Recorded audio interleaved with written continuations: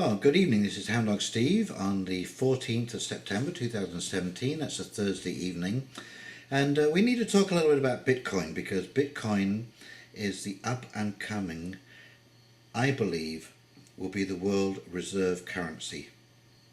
Okay, so let's do a little bit of background, and I'm also going to link below an excellent video by Stefan Molyneux, and he takes you through basically the underpinnings of Bitcoin, and he does probably the best job that I've seen so far of fleshing out some of the details of Bitcoin. Bitcoin was invented by a Japanese chap called Satoshi Nakamoto. We're not sure if this is a real person or if this is a group of people, but anyway, whatever it is, whoever it is, they came up with this algorithm. And so an algorithm is basically just a formula, and this formula contains a fixed number, and we call those numbers Bitcoin. And I've often heard this referred to as precious numbers as opposed to precious metals. Okay, so there are 25 million Bitcoin in the algorithm, and those Bitcoin break down into Satoshis, and a Satoshi is 1/10,000th of a Bitcoin. So this is the part where Bitcoin gets a little strange, because part of Bitcoin is a bit like a video game. So these 25 million Bitcoin have to be mined out of the program. And so there are these people around the world, these video gamers, who have these super fast AMD cards, and they are mining blocks of 25 Bitcoin at a time out of the formula, and they get paid, I don't know, 10, 15 Satoshis or something. I don't know exactly what the figure is, but they get paid something for mining out the Bitcoin. And apparently it's hugely expensive. These machines with these AMD cards are so hot, you have to keep them in cooled rooms. There are plenty of ventilation, fans blowing on them all the time, and so the cost of hydro is actually prohibitive. So anyway, that's how you get your Bitcoin. So this is the part where Bitcoin gets a little strange, because part of Bitcoin is a bit like a video game. So these 25 million Bitcoin have to be mined out of the program. And so there are these people around the world, these video gamers, who have these super fast AMD cards, and they are mining blocks of 25 Bitcoin at a time out of the formula, and they get paid, I don't know, 10, 15 Satoshis or something. I don't know exactly what the figure is, but they get paid something for mining out the Bitcoin. And apparently it's hugely expensive. These machines with these AMD cards are so hot, you have to keep them in cooled rooms. There are plenty of ventilation, fans blowing on them all the time, and so the cost of hydro is actually prohibitive. So anyway, that's how you get your Bitcoin.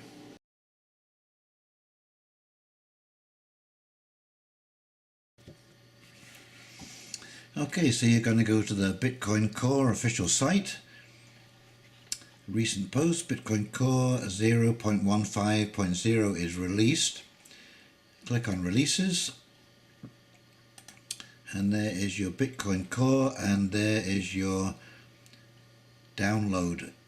So just click on that and it will start downloading. Now you can expect this to take quite a long time. I think when I first downloaded the Bitcoin Core, it was around about 4 or 5 days of steady processing. There is a lot of information. You're probably looking at maybe 2 weeks to get all the information down, and it all has to download in one block. Okay, so there you have the download of the Bitcoin Core. So how do you buy Bitcoin? Well, you are going to bookmark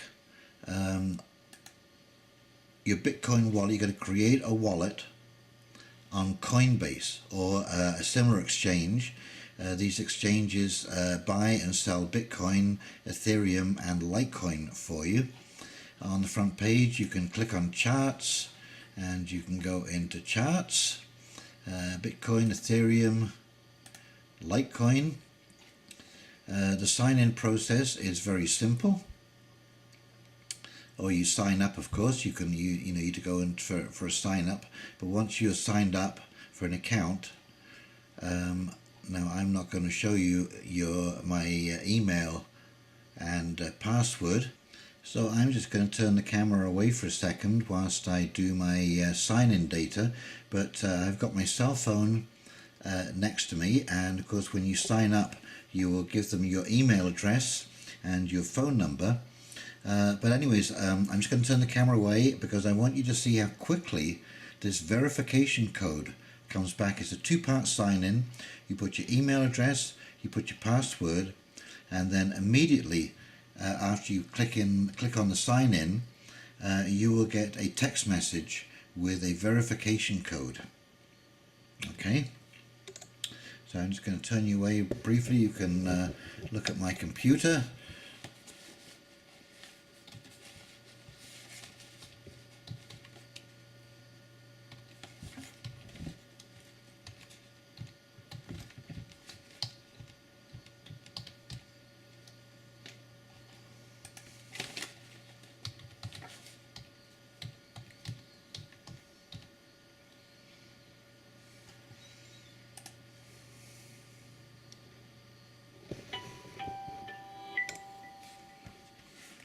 Okay, so you saw how quickly that came in. So I'm now opening this text. I have the verification code, which is 1614155, and I don't mind letting you see that because that verification code is different every time you sign in.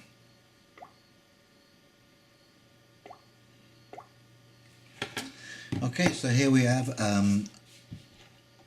my dashboard.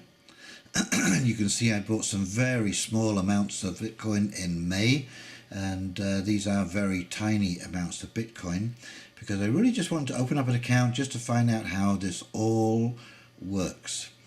And so what you're going to do is you're going to go into buy and sell. It's going to ask you to add a new payment method. It will only accept Visa and MasterCard, and there's your information you put in there, and of course it's not going to do anything because I haven't filled anything in. It's going to ask me to refill it in, but anyway, you fill that in, you will then have an account on Coinbase. And so when you buy your Bitcoin, it will be in your account here, and you'll be able to see how much you have in your account. You'll see the 000 because what you do, now you may have heard of Mt. Gox, and there was a tremendous rip-off with Bitcoin. Well, what you have to remember is this here is like having a bank account, and banks can get hacked, money can be stolen from a bank. So if you leave your money, your Bitcoin, Litecoin or Ethereum in this account, you run the risk that if this company called Coinbase gets into trouble, your money is at risk.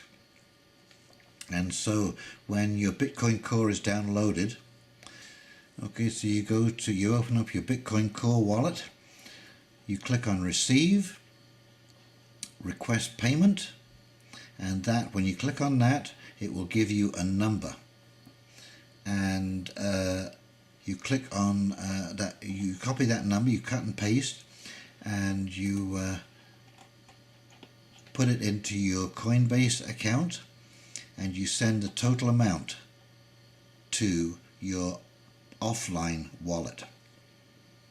Okay, I don't know if that makes any sense. And so when this is transferred and everything is up to date, I then download that onto a thumb drive. So now I have my Bitcoin located in 2 offline locations, and this is very important to have another offline location just in case things go wrong, your computer crashes, you get a virus, who knows. There you have it on your thumb drive. It doesn't take up much space, and because you're not putting the core on there, you're just putting the contents of your wallet account. And then of course you're going to want to know how to get your money out of Bitcoin and into your bank account, and you do that through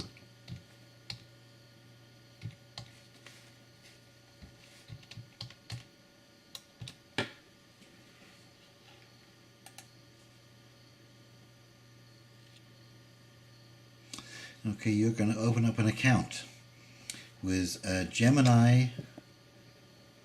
There we go, Gemini.com.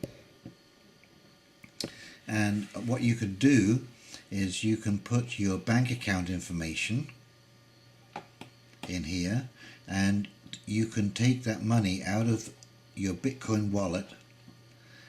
You'll have a send number or code. You'll put this into here, and you'll be able to send the amount of Bitcoin that you want to Gemini, and Gemini will then deposit that into your bank account, and that's how you get it back into real hard currency on the ground. Okay, well, I hope that's been of some help, and you can take it from there yourself.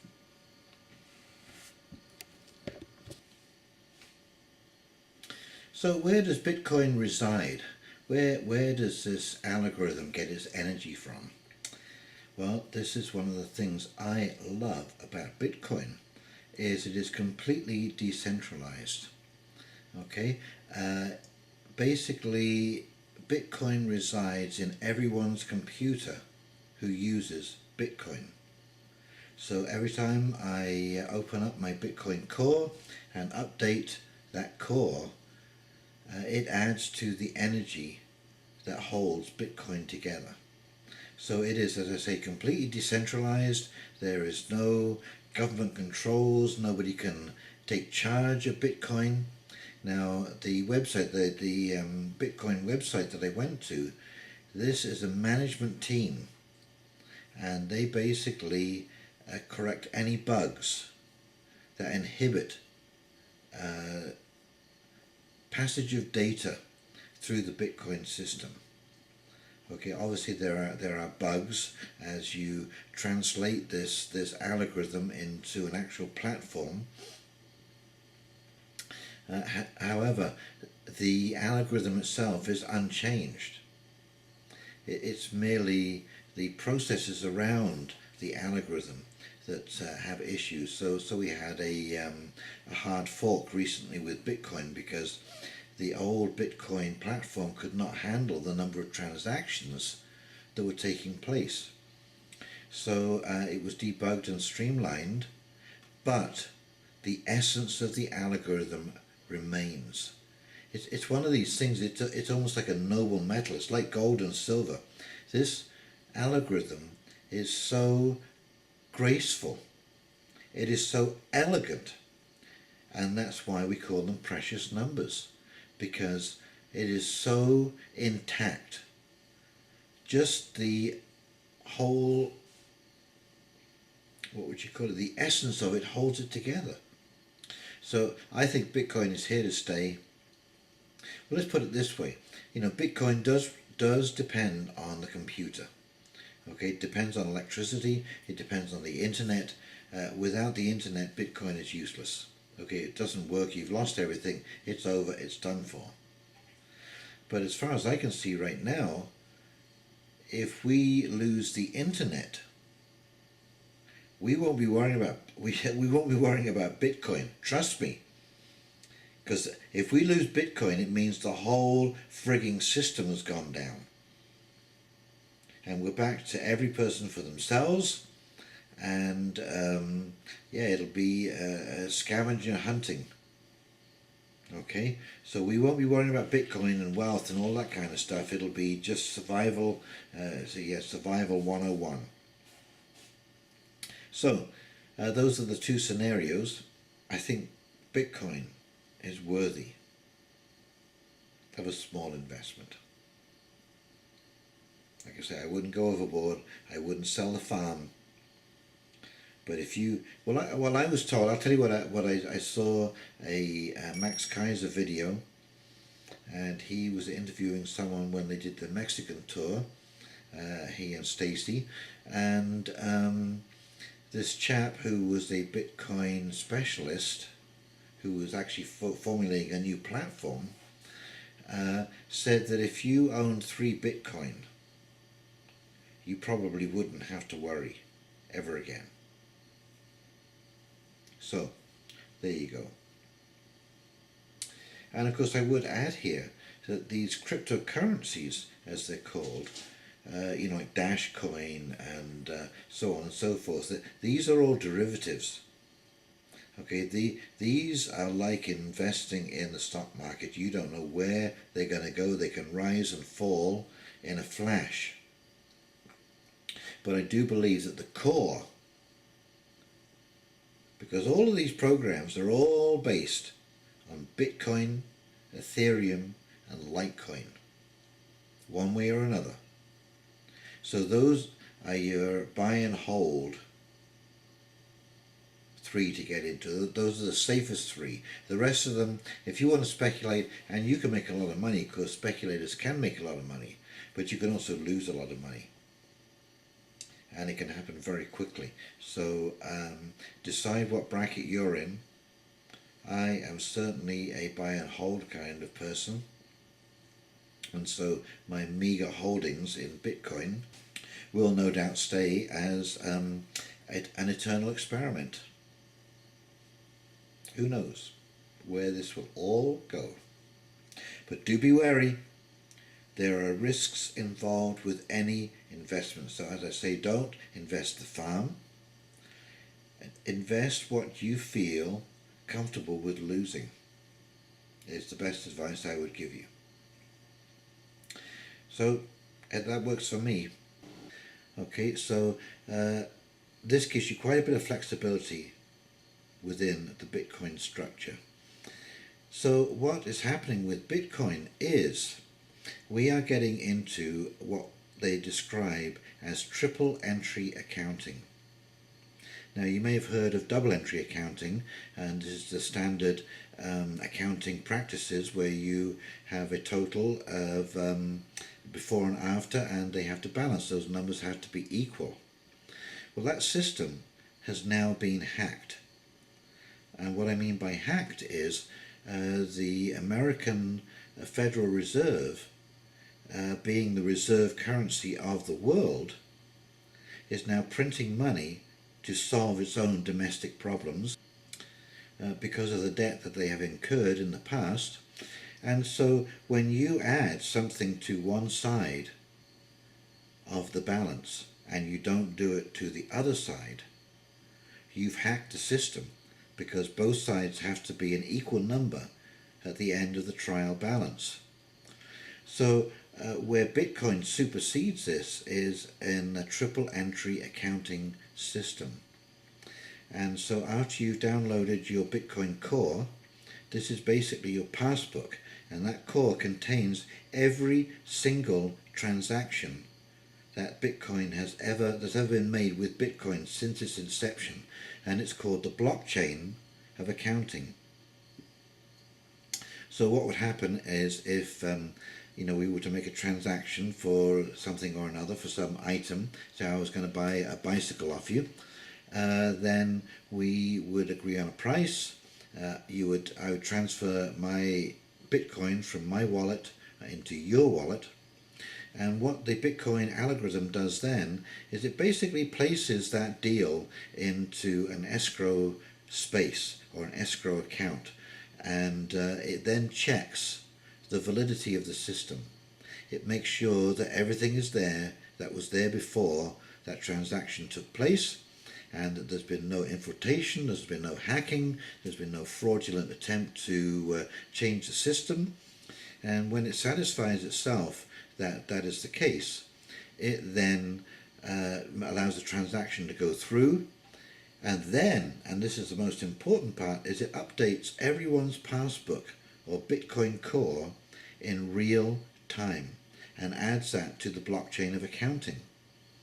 And so that's what my account was doing when I opened it up, the blockchain. It starts to update itself of all the transactions that have taken place since I've had my wallet offline. So you're always up to date with all the transactions. And so this essentially means that no fraud can take place within the Bitcoin trading sphere. As I said when I showed you the Coinbase website, you know, that is where your money is unsafe. This is like leaving your wallet in the middle of the street. Okay, for sure there is a chance that somebody's going to come along, pick that up and take it, but that's why you transfer it immediately into your offline wallet and then re-download it onto a thumb drive. So you have two separate offline locations where your Bitcoin is safe from hacking, theft, collapse, calamity, and any number of things that might happen out there in the real world. So this might not sound very exciting, and Stefan Molyneux fleshes this out quite nicely, you know, is that and I think this is why these other platforms have risen up, like Ethereum and Litecoin, to basically make the Bitcoin platform more flexible. Okay, so say that you want to sell your house and you want to use Bitcoin to sell the house. Oh, sorry, to buy the house. Well, you put the house on one side of the contract and Bitcoin on the other side of the contract, and the house and the Bitcoin go into the blockchain of accounting. You have now dated, timed, and approved or proved that the transaction happened. So now you don't actually have to go to a lawyer and pay $1,500 for that person just to witness for you that things have happened and that that's an official transaction. So this is really the exciting part about Bitcoin for me, that it's going to eliminate an awful lot of these expenses. Transference of money is going to be an awful lot easier and cheaper. You know, when you send money through some of these big institutions, they charge up to 1% for a transaction fee. That's a huge amount of money that you have to pay just to send money from point A to point B. Now, should you buy Bitcoin? What is the future of Bitcoin? Well, what I see right now is that the whole world is awash in debt that cannot possibly be paid. Okay, and it's increasing exponentially, and the only way to do that, to resolve that issue fairly, you know, I'd originally thought that what we might get into is like a kind of jubilee where all debts are just cancelled, and the bonus of that would be that you know, the dollar becomes 100% again, it's made whole again, and so you have 100% buying power, whereas we have a fraction of that. And but I don't think that's possible, because the way the money system has basically sliced and diced these mortgage-backed securities and handed them out to institutions who slice and dice them again. I mean, we've sold debt as an asset, which has been then resold as a further asset. And at some point, somebody has to be paid. Okay? And so as the people who lend money have way better memories than people who borrow money, this has to be resolved. So because of the fact that they have sliced and diced all of the debt that, I mean, nobody really knows where all this debt even is, actually. So now I'm thinking what's going to happen is we're going to have a neutral reserve world currency. You can see that the Americans have totally abused their position of trust with the Federal Reserve by printing money, and basically because we're all fixed to a dollar standard, everyone else, every other country, has been forced to dance to the tune of the piper, which is America. And so America has been behaving in a way which is good for America, but I can assure you, for example, with the Canadians in Canada, the fluctuating value of the Canadian dollar is making it pretty difficult to predict what you're going to be spending for goods and purchases in the future, whether you're a manufacturing company or whether you're an individual. So it's very, very hard to say, what your cost of living is going to be based on the strength of your particular currency within your country. Okay, so this is absolutely a deadly situation, and I think that what the Americans have proven is that you just can't leave this in the hands of an individual country or even a group of countries, because there is just too much risk that the country individually or with a group of countries or a basket of currencies, that they are going to collude with each other to manipulate the system to their own benefit, of course. You can't do this with Bitcoin. And this is so important on an emotional level, and this is really why I showed you how to get into the Bitcoin market, but I'm not going to give you any more documents, because so much of this now is happening at an emotional level, and whether you are crooked or not. And let me see, I would say right now the system that we have is almost 80 to 90% crooked. It is untrustworthy, and you're really taking an absolute risk to get involved in any kind of investing in today's world. And so people's greed has just taken over.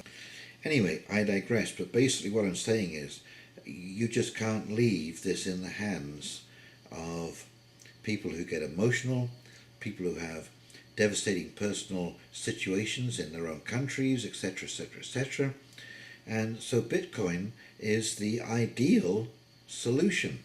And the reason Bitcoin is the ideal solution is because it is completely impartial. And there is a complete public ledger available to anybody that you can see what transactions have been made. And so I think countries, they're not going to want to do this. I know they're not going to want to do this, but they're going to be dragged kicking and screaming because there just is absolutely no viable alternatives. And so what I think about systems is that you can probably survive with about 20% corruption. And who knows, maybe 20% corruption is actually needed to have a smooth running system where, there are little bribes going on here and there, or incentives, shall we say. Let's not call them bribes, let's call them incentives. And maybe that's needed to get the deal done. Who knows? But when you get to the point, as I said, where we're nearing 80 to 90% corruption, even criminals need a safe space to deal money. And if you can upset the banking system, if you can affect that money, then it's not safe. And this is why, during the Second World War, for example, Switzerland was the neutral country, and everyone agreed that when you entered Switzerland, the guns came off, you hung them on the rack as you enter the country, and everyone's going to leave alive, and trustworthy deals are going to take place. Because if you can't trust that the other end is going to come through with the money, or you're going to come through with whatever you're trading for that money, then the transaction just cannot happen. And nobody wants to be in that situation. We had a situation a few years ago where the banks of Cyprus had a crisis, Okay, and this is where apparently all the Russian oligarchs keep their money offshore, and so the banks had a collapse, and all of a sudden, they're dealing out, 60 euros a day to spend, and they're offering people who had more than 60,000 euros in the bank shares in a defunct bank, essentially. With a cash-in date 20 years hence, and hope that there's going to be money there to give you that cash. So you see, this makes it very unsafe for all people at all levels, but more especially at those high levels where they need to move large sums of money around. These people, these elites that we talk about, they're no different than us. They still have to trade and transact, do deals.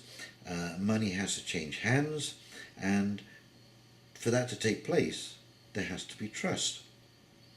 So what I believe will happen is that Bitcoin will become the world reserve currency, and we will all trade in and out. You won't stay in Bitcoin, you will trade through Bitcoin.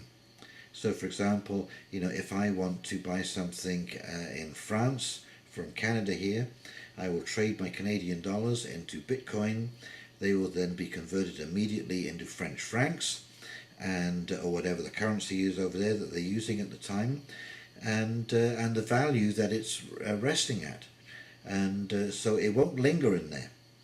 So the fluctuating prices that you see right now, they're going to stabilize, and when they're going to stabilize is when all the debt has been piled into Bitcoin as a valuation.